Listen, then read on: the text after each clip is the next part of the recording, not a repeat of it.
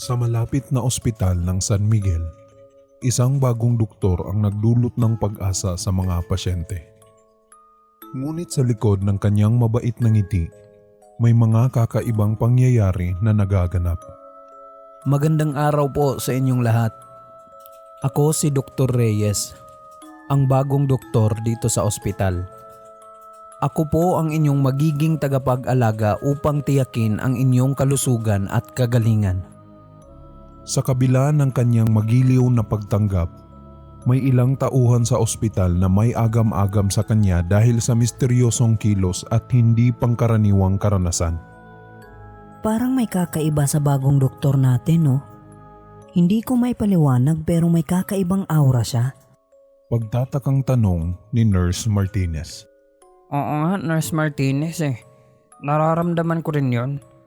Kailangan natin maging maingat at bantayan ang bawat galaw ni Dr. Reyes. Nag-aalalang sagot naman ni Dr. Rodriguez.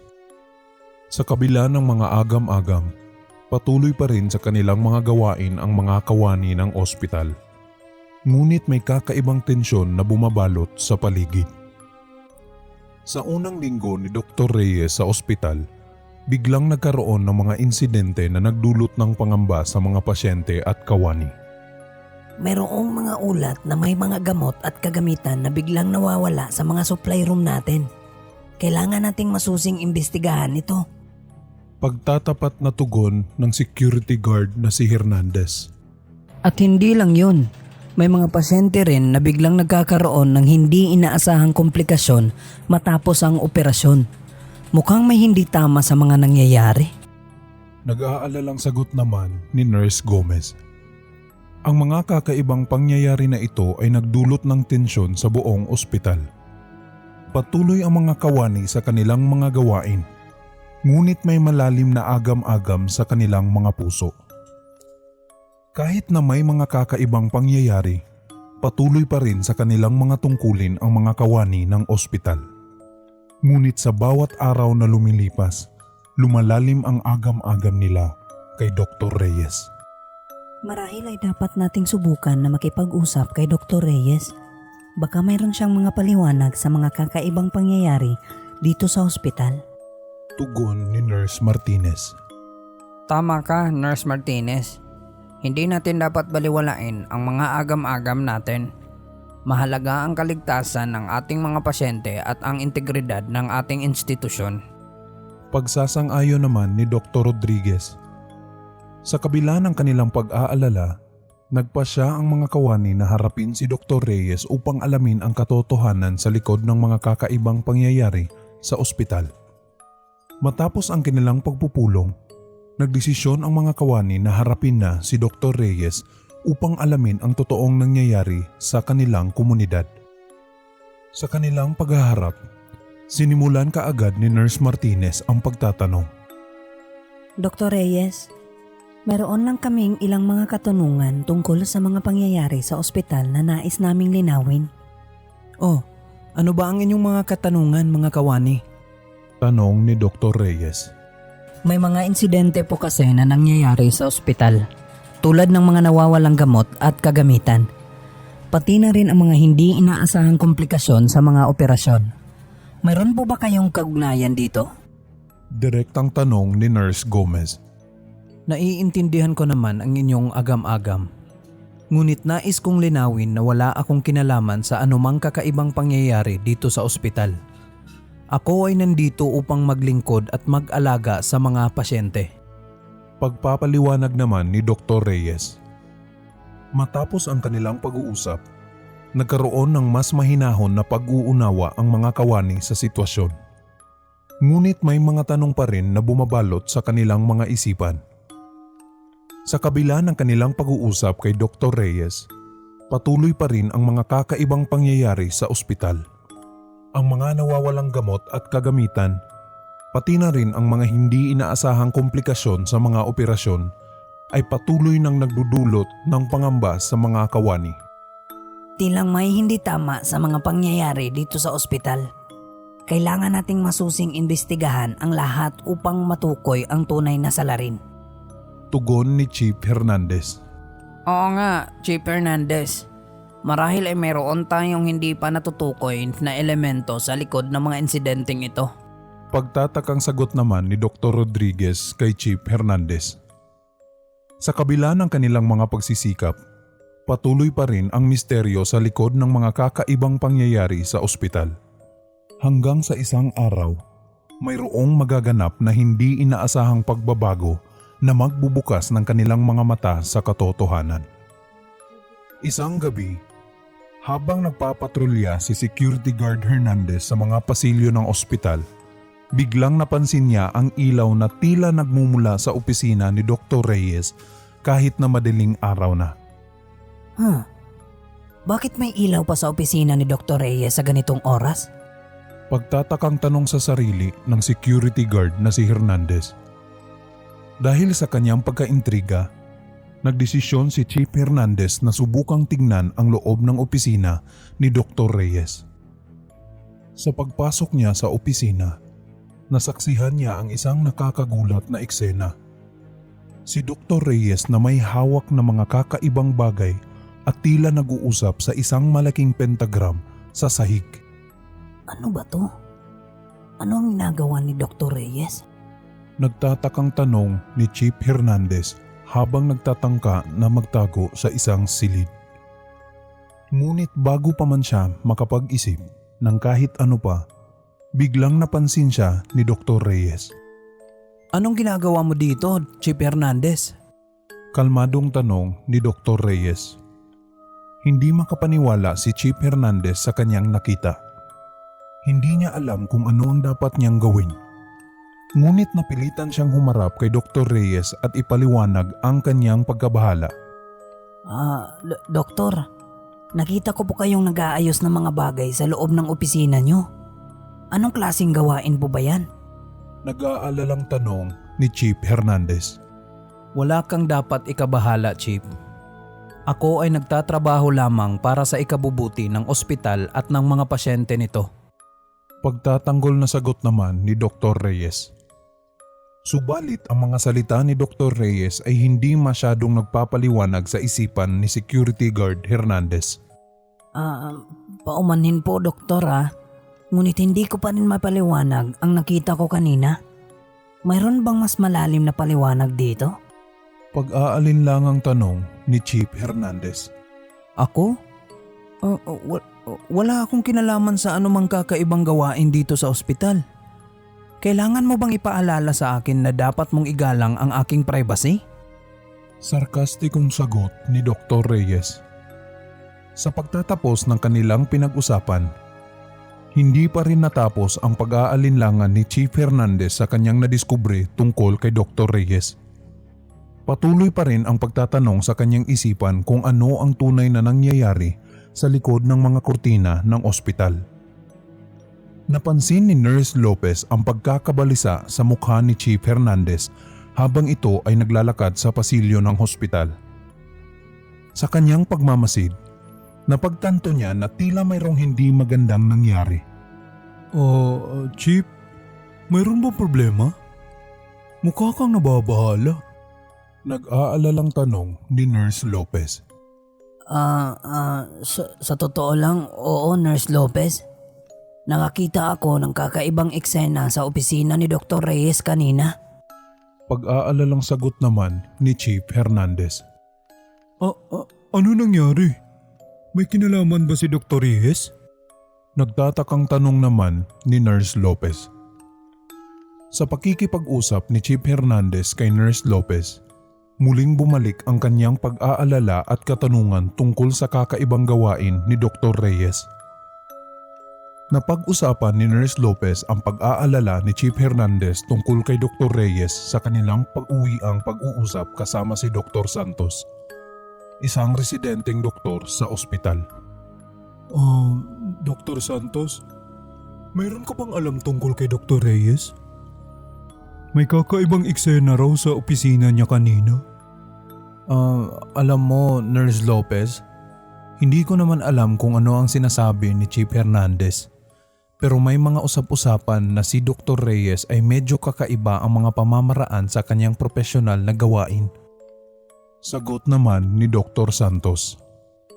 Sa pag-aambag ni Dr. Santos sa usapan, lumalim pa ang pag-aalala ni Nurse Lopez at Chief Hernandez tungkol kay Dr. Reyes.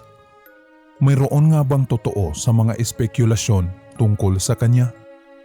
Dahil sa patuloy na hinala, nagpasya si Nurse Lopez na simulan ang kanyang sariling investigasyon tungkol kay Dr. Reyes.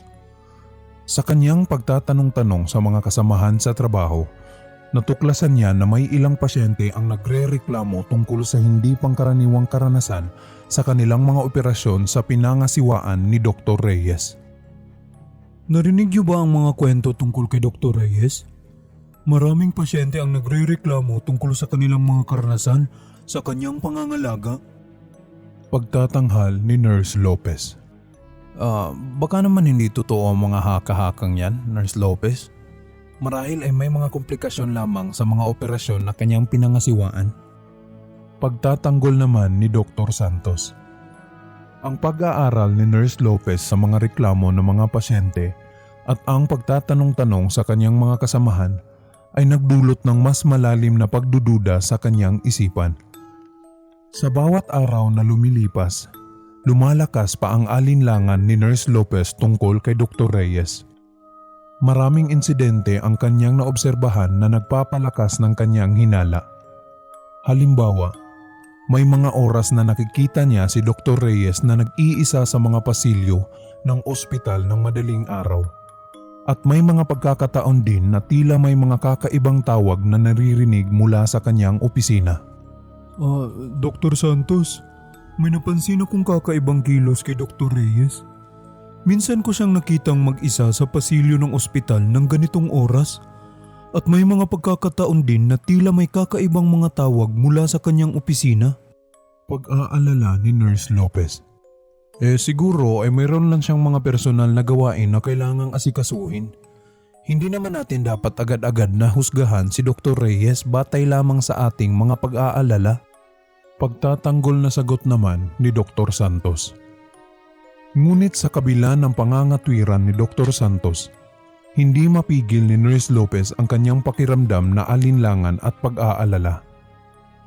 Sa kanyang patuloy na pag-iimbestiga, dumating si Nurse Lopez sa puntong hindi na niya mapigil ang kanyang pagnanais na malaman ang katotohanan tungkol kay Dr. Reyes. Kasama si Dr. Santos, nagdesisyon silang maghanap ng mga patunay na maaaring magbigay liwanag sa misteryo na bumabalot sa kanilang trabaho. Dr. Santos, kailangan natin maghanap ng mga patunay na maaaring magbigay liwanag sa mga kakaibang pangyayari sa ospital. Hindi tayo dapat manatiling magdududa nang hindi natin sinusubukan na alamin ang totoo. Determinadong tugon ni Nurse Lopez. Tama ka, Nurse Lopez. Mahalaga ang pagtitiwala ng mga pasyente sa ating ospital. Kung mayroon mang mga bagay na hindi tama, kailangan nating itama ito para sa kapakanan ng lahat. Pagsusuporta naman ni Dr. Santos. Ang determinasyon ni Nurse Lopez at suporta ni Dr. Santos ay nagbigay daan sa kanilang pagsisimula ng mas malalim na paglalakbay patungo sa pagtuklas ng katotohanan. Subalit, hindi nila alam kung anong mga panganib ang naghihintay sa kanilang paghahangad ng katarungan. Sa kanilang pagsusuri sa mga medikal na tala at record, natuklasan ni Nurse Lopez at Dr. Santos ang mga hindi pangkaraniwang pattern sa mga operasyon na isinagawa ni Dr. Reyes. May mga indikasyon ng hindi kapanipaniwala na pagaling sa ilang pasyente, habang mayroon namang mga kaso ng hindi maipaliwanag na komplikasyon. Dr. Santos, tignan mo ito. May mga hindi pangkaraniwang pattern sa mga record ng mga pasyente na pinangasiwaan ni Dr. Reyes. Mukhang mayroong mga hindi tama sa kanyang mga pamamaraan. Pagtatanghal ni Nurse Lopez. Oo nga no, totoo nga ito, Nurse Lopez. Ang mga nakita nating mga patunay ay nagpapahiwatig ng isang mas malalim na problema. Kailangan nating magpatuloy sa ating paghahanap ng katotohanan. Pagtatangi naman ni Dr. Santos. Sa kanilang unang tuklas sa mga medical na record, nagpasya sina Nurse Lopez at Dr. Santos na ituloy ang kanilang investigasyon upang malaman ang buong katotohanan at kung ano ang maaaring maging epekto nito sa kanilang ospital at pasyente. Habang patuloy ang kanilang investigasyon, mas nagiging maingat si Nurse Lopez sa kanyang kilos at pag-uugali sa loob ng ospital. Dahil sa kanyang pag-aalala na baka mapansin siya ni Dr. Reyes, sinubukan niyang manatiling hindi katiwa-tiwala sa paligid at hindi masyadong nagpapadama ng kanyang pagkabahala sa ibang kasamahan. Dr. Santos, kailangan nating maging maingat sa ating mga galaw. Hindi natin alam kung sino ang maaaring nakikinig sa atin o sumusubaybay sa ating investigasyon. Pagpapaalala ni Nurse Lopez kay Dr. Santos. Tama ka, Nurse Lopez. Ang ating pag-iingat at pagtsatsaga ay mahalaga upang hindi mapahamak ang ating sarili at ang ating misyon na hanapin ang katotohanan. Sagot naman ni Dr. Santos. Sa gitna ng kanilang pag-iingat at determinasyon, patuloy na naghahanap sina Nurse Lopez at Dr. Santos ng mga patunay upang mapalakas ang kanilang kaso laban kay Dr. Reyes at nang malaman ang buong katotohanan sa likod ng mga kakaibang pangyayari sa ospital. Sa patuloy na pagsisiyasat, natuklasan ni Nurse Lopez at Dr. Santos ang isang nakabibinging katotohanan na nagpapaliwanag sa lahat ng kakaibang pangyayari sa ospital. Sa pamamagitan ng mga dokumento at ebidensya na kanilang nakuha, natuklasan nila na ang bawat pasyente na namamatay o nagkakaroon ng komplikasyon ay may bahagi ng kanilang katawan na nawawala nang hindi maipaliwanag. Napagtanto nila na ang doktor na si Dr. Reyes ang nasa likod ng mapanlinlang na gawain na ito. Napag-alaman din nila na may lahing kanibalismo at aswang si Dr. Reyes. Ang mga laman loob ng mga pasyente na kanyang kinukuha ng paunti-unti ay kanyang ibinibigay sa mga kasamahan niya sa bahay na puro mga karne ng tao lang ang kinakain at kailangang hilaw ito. Dr. Santos, napakabigat ng kahandaan ng ating mga pasyente bago sila biglang pumanaw. Ganun pala ang ginawa ng hayop na doktor na yan sa kanila. Ito ay labis na nakakabahala, Nurse Lopez. Kailangan nating malaman kung paano natin ito matitigil. Sa patuloy nilang pagsusuri, nagsimula ng kumalat ang takot sa loob ng ospital dahil sa kahindik-hindik na katotohanang kanilang natuklasan. Nang mabunyag sa publiko ang kahindik-hindik na gawain ni Dr. Reyes sa loob ng ospital, nagsimula ang matinding laban para sa katarungan. Kasama si Nurse Lopez, nagtulong-tulong ang mga kawani ng ospital at otoridad upang matigil ang mga kahindik-hindik na gawain ng doktor at mabigyan ng kakukulang parusa. Hindi tayo dapat magpatalo sa anumang uri ng kasamaan sa ating gitna. Kailangan nating ipagpatuloy ang laban para sa katarungan at siguruhing mapanagot si Dr. Reyes sa kanyang mga kasalanan. Tama ka, Nurse Lopez. Ang ating pagkakaisa at determinasyon ay ang ating pinakamalakas na sandata sa laban na ito. Hindi natin hahayaang manatili ang karumaldumal na gawain sa ating hospital. Sa kanilang sama-samang pagkilos at determinasyon, nakamit ni Nurse Lopez at Dr. Santos ang tagumpay sa kanilang laban para sa katarungan. Napataboy nila si Dr. Reyes gamit ang mga taong eksperto sa pagtataboy ng mga elemento na tulad nito. Ilang araw lang din ang nakalipas ay unti-unting bumagsak ang katawan ni Dr. Reyes hanggang sa mawalan ito ng buhay.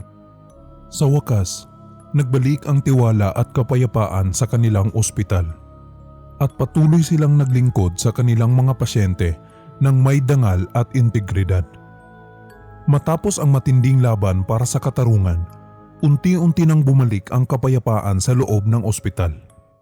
Ang pagsisiyasat at pagtigil sa kahindik-hindik na gawain ni Dr. Reyes ay nagbigay daan sa malinis at maayos na pamamalakad ng institusyon na nagdulot ng bagong pag-asa para sa mga kawani at pasyente. Salamat.